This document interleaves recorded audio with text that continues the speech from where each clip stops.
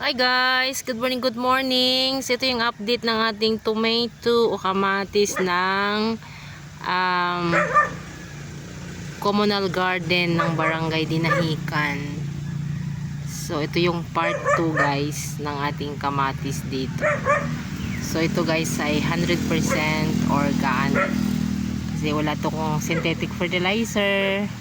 Wala din po itong any insecticide at pesticide. No?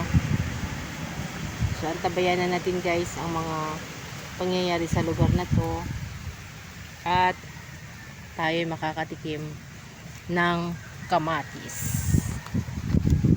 So, ayan siya ngayon guys. Hindi siya masyadong green pero natural na pagka-green niya.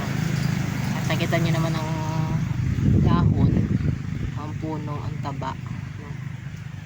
Ayan. Wala siyang damage.